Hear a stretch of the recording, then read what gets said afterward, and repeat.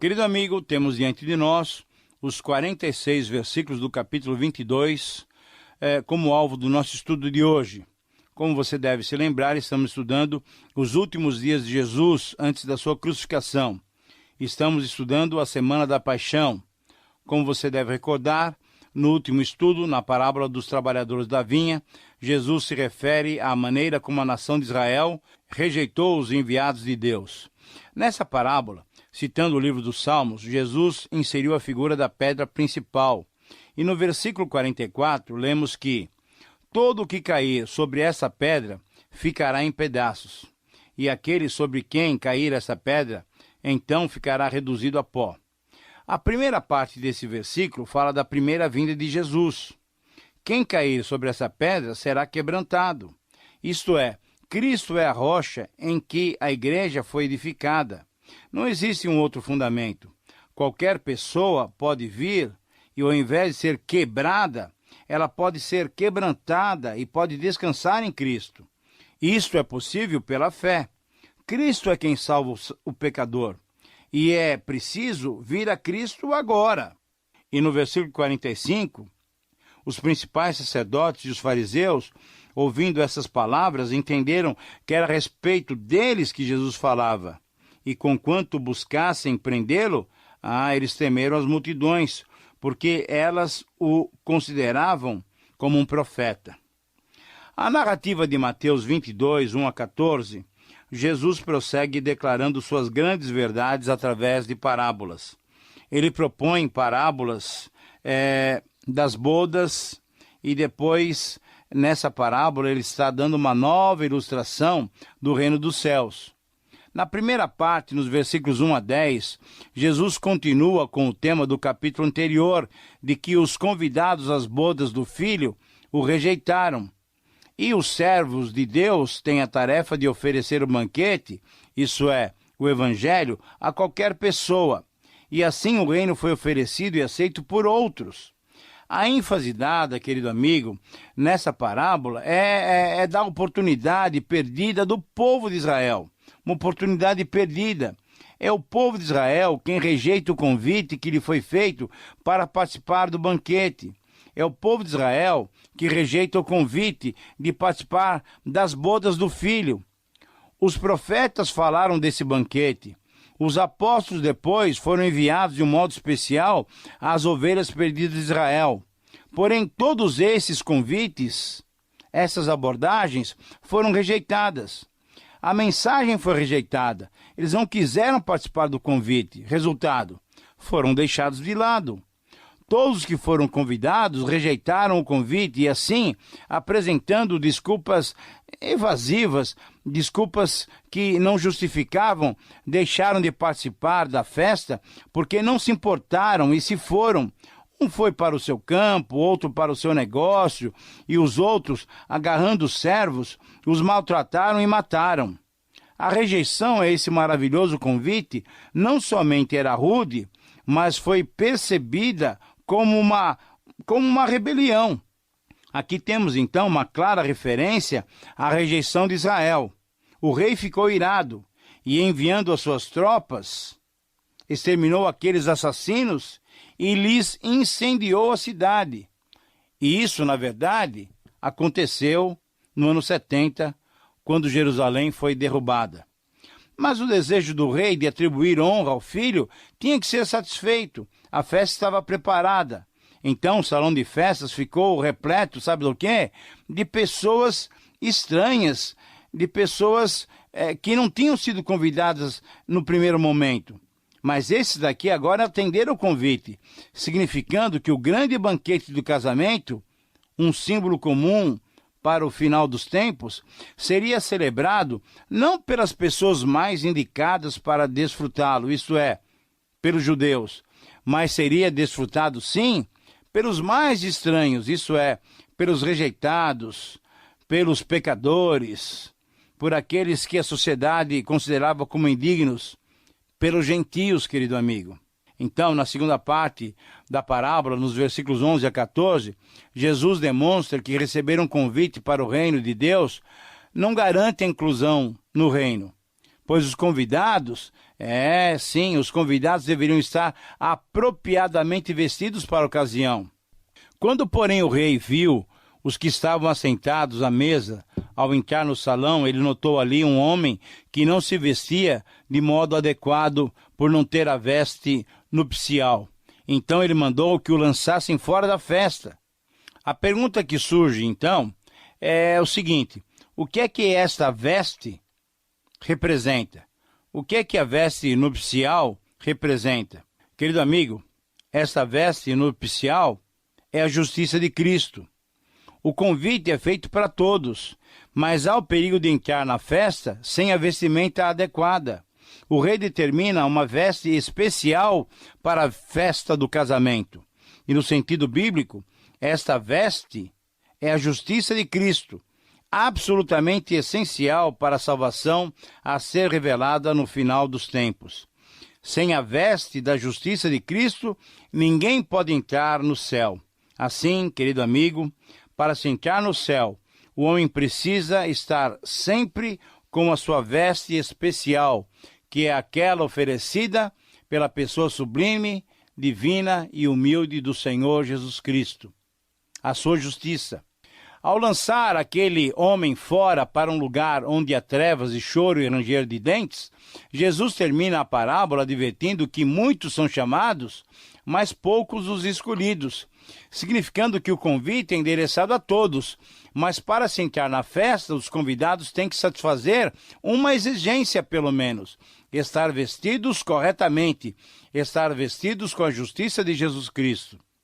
Jesus então indica que há uma chamada geral de Deus para todos os pecadores para que recebam a salvação, mas que também há uma eleição específica que leva somente alguns a ele. E assim o homem, ao mesmo tempo, é responsável por sua rejeição a Cristo, seja por indiferença, seja por rebelião, seja por justiça própria. Querido amigo, a minha oração é que você esteja vestido adequadamente, com a justiça de Cristo, para que então possa desfrutar desse maravilhoso banquete divino. Depois dessa parábola, os fariseus retiraram-se, mas ainda querendo surpreender Jesus através dos seus discípulos e dos herodianos, fizeram uma outra investida contra o Senhor Jesus. Nos versos 15 a 22, o teste foi feito através de uma outra pergunta: é lícito pagar tributo a César? Vejam só, eles colocam Jesus, num certo sentido, contra a parede. Se Jesus respondesse sim, estaria concordando com o poderio romano e assim perderia o apoio popular e desagradaria os seus conterrâneos, que sofriam, na verdade, com o peso das taxas e do domínio romano. Se Jesus respondesse não, estaria incitando e promovendo uma rebelião, um levante, uma revolta contra o domínio romano, e seria acusado de traição. Mas a pergunta foi feita para Jesus. Jesus, então, em sua sabedoria, pediu que lhe mostrassem uma moeda e perguntou-lhes de quem era a figura ali. E responderam: era de César. Então Jesus surpreendeu mais uma vez e disse: então, dai a Deus o que é de Deus e a César o que é de César. E ao ouvirem isso, admiraram-se e foram embora. Agora perceba o seguinte: a afirmação de Jesus destacou uma divisão de interesses. Ele previu uma comunidade messiânica, isso é, a igreja, e não um Estado. Mas os seus membros teriam uma dupla obrigação: para com o Estado terreno e para com a comunidade espiritual. Jesus apontou para a distinção entre a igreja e o Estado, mas ao mesmo tempo, Jesus enfatizou também a nossa responsabilidade para com ambos. Ao Estado, simbolizado pela figura do César num lado da moeda, cabiam o quê? Cabiam os impostos e toda obediência política. Mas a Deus, simbolizado do outro lado da moeda pela inscrição sumo sacerdote, cabiam a adoração, a obediência, o serviço e a dedicação da nossa vida pessoal. Então, dai a César o que é de César e a Deus o que é de Deus. Embora a multidão se deleitava com esses debates públicos de improviso e se admirava com a sabedoria do Senhor Jesus, certamente eles não entendiam ainda o significado profundo das palavras de Jesus. Nem entendiam quem ele era. Tanto é que alguns dias depois gritavam loucamente: crucifica-o, crucifica-o. Mas o texto prossegue, e nos versículos 23 a 33 do capítulo 22, são os saduceus que agora atestam a Jesus. Eles que não criam na ressurreição, eles fazem uma pergunta capciosa para Jesus e dizem o seguinte: com quem ficaria na ressurreição uma mulher que, por não ter gerado filhos, tinha se casado e tinha ficado viúva de 7 irmãos? A resposta de Jesus, então, é contundente, é muito objetiva. Jesus acusa-os de terem um conhecimento insuficiente das Escrituras e acusa-os também de não conhecerem plenamente a Deus. Jesus disse que na ressurreição os homens não se casarão e as mulheres não serão dadas em casamento. Não haverá casamento na vida futura. Assim, o exemplo formulado e apresentado até com ironia pelos saduceus para tentar ridicularizar o Senhor Jesus era impossível e irrelevante. Jesus lhes dá uma resposta muito clara: os santos ressuscitados serão como anjos no céu. E quanto à ressurreição, Jesus ainda acrescentou que Deus não é um Deus de mortos, mas sim um Deus de vivos. Isso é, para os crentes, para os fiéis como Abraão, Isaque e Jacó, há vida depois da morte. E sabe por quê? Porque Deus é um Deus de vivos. Porque aqueles que estão ligados com Deus nunca serão reféns da morte. Porque essa é uma verdade firmada no caráter de Deus. E agora, que era o tempo do Messias, era também o tempo da ressurreição dos mortos. Então, ao ouvirem esta resposta, ao ouvirem essas palavras, também os saduceus se calaram e foram embora. Querido amigo, faça uma reflexão. Qual é a sua expectativa com relação ao seu futuro eterno? Você deseja reviver os valores terrenos ou está disposto a viver em uma nova dimensão, uma dimensão de vida espiritual na presença do nosso Deus e Pai? Esses opositores de Jesus viam em certas circunstâncias algumas dificuldades intransponíveis e levavam essas questões a Jesus para testá-lo e para o apanharem em alguma palavra duvidosa. Mas onde eles viam dificuldades, Jesus não via dificuldade alguma e suas respostas mostravam isso. Então o texto prossegue, e eis que novamente os fariseus tentam apanhar Jesus para desacreditá-lo diante do povo. Nos versos 34 a 40, os fariseus perguntam sobre qual o grande mandamento da lei. Jesus não colocou o amor contra a lei, mas identificou os 2 grandes mandamentos dentro da lei. Jesus respondeu destacando o amor a Deus e o amor ao próximo. E disse ainda que toda a lei e os profetas dependiam desses 2 grandes mandamentos. Você consegue entender essas palavras de Jesus? Perceba bem, querido amigo. O Jesus está falando o seguinte: ele demonstra que em nada todas as escrituras, tanto do Antigo Testamento como do Novo Testamento, pode ter algum sentido ou pode ser obedecidas, a não ser que esses 2 grandes mandamentos da lei sejam obedecidos. A lei, isto é, o velho pacto, já exigia um relacionamento amoroso com Deus e com o próximo. Nós vemos isso lá nos livros do Antigo Testamento. Eu vou falar várias passagens bíblicas 2 vezes. Se você quiser, vá anotando. Levítico 19:18, Deuteronômio 10:12, 1 Samuel 15:22, Isaías capítulo 1, 11 a 18, 33, 15 a 16 e 43, 22 a 24. Oséias 6:6, Amós 5:14 e Miqueias 6:8. Além de Abacuque 2:4 e Levítico 19:18. Eu vou falar outra vez. Levítico 19:18, Deuteronômio 10:12, 1 Samuel 15:22, Isaías 1:11-18, 33:15-16, 43:22-24, Oséias 6:6, Amós 5:14-15 e Miqueias 6:8 e Abacuque 2:4. Espero que você tenha conseguido anotar.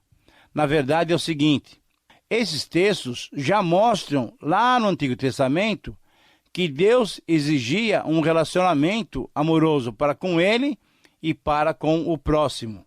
Na verdade, nos tempos do Novo Testamento também, é destacado por Paulo em textos como Romanos 13:8-10 e 1 Coríntios 13, e também em João 13:34, um novo mandamento, que é o amor. Como sabemos, esse novo modo de agir não era natural para aqueles religiosos. Esse modo novo de agir se origina no amor de Deus. Nós vemos lá em 1 João 4:10 as seguintes palavras: nisso consiste o amor, não em que nós tenhamos amado a Deus, mas em que Ele nos amou primeiro e enviou o seu Filho como propiciação pelos nossos pecados. Querido amigo, somente aquele que desfruta o amor do Pai, que nos enviou Jesus, que provou o seu amor para conosco, é que tem a possibilidade de, em sua vida, amar a Deus sobre todas as coisas e amar o seu próximo como a si mesmo. Foi Jesus quem trouxe o amor de Deus para nós. E somente Ele possibilita, somente Ele nos capacita que, através dele mesmo, cumpramos esses dois grandes mandamentos: amar a Deus e ao nosso próximo. Ora, quando os fariseus entenderam a resposta de Jesus, mais uma vez o deixaram irritados. Cada vez mais a barreira entre Jesus e os seus opositores crescia e separava-os definitivamente. Para aqueles líderes religiosos cegos, para aqueles líderes religiosos surdos diante das palavras de Jesus, a resposta dele apenas pode ter significado aquilo que outros já tinham até dito.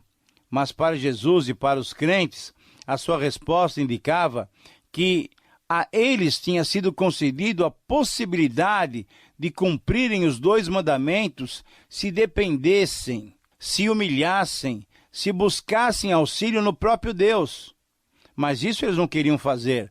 Eles eram arrogantes, eram sábios. Mas o texto prossegue e agora vemos algo surpreendente.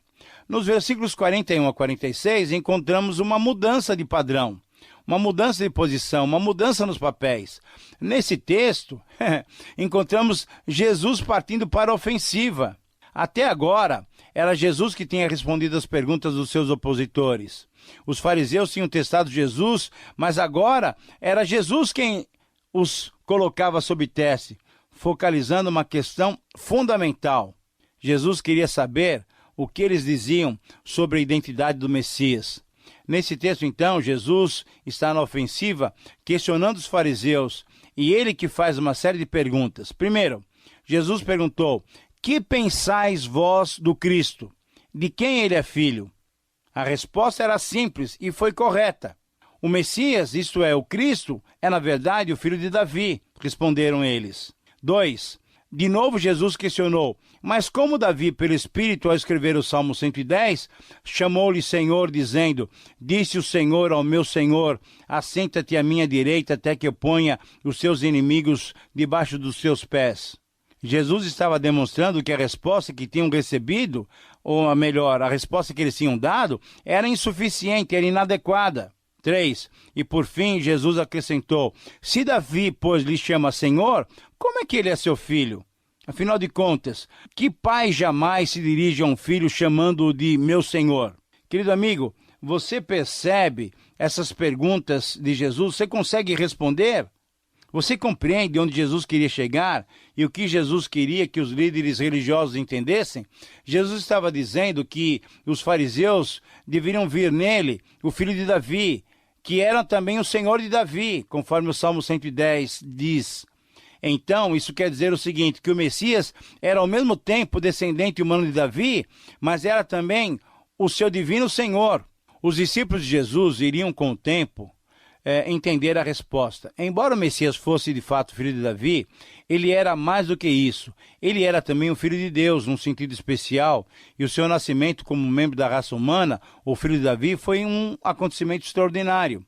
Querido amigo, anos mais tarde, um fariseu convertido, transformado por Jesus, colocaria essa questão de uma maneira muito especial. Paulo, ex-Saulo de Tarso, disse de modo simples o seguinte: o Filho de Deus nasceu da descendência de Davi, segundo a carne, mas por meio do Espírito de Santidade ele foi declarado Filho de Deus em poder pela sua ressurreição dentre os mortos. Jesus Cristo, o nosso Senhor. Querido amigo, essas palavras de Paulo foram as mesmas que Jesus apresentou aos fariseus e eles não souberam solucionar. Esse foi o problema que Jesus colocou diante deles e eles não souberam como responder. Mas o mais triste é que mesmo os fariseus, os oponentes de Jesus, foram silenciados, eles infelizmente não foram nem persuadidos, nem foram convencidos e não tiveram seus espíritos desarmados. Crescia a cada momento um espírito de ciúmes, de ódio, de vingança dos líderes religiosos contra Jesus. E nós sabemos no final o que aconteceu. Amigo, essa pergunta que Jesus fez aos fariseus e eles não souberam responder, é crucial para as nossas vidas também. Por trás dessa pergunta podemos ver a nossa posição em relação ao Messias. Qual é a sua resposta? Querido amigo, estamos concluindo o estudo de hoje. Muitas lições, muitas aplicações podem ser feitas. Que Deus nos abra os olhos para percebermos quais são elas e como transformá-las em verdade para as nossas vidas. Mais uma vez, obrigado por sua atenção. Que Deus te abençoe.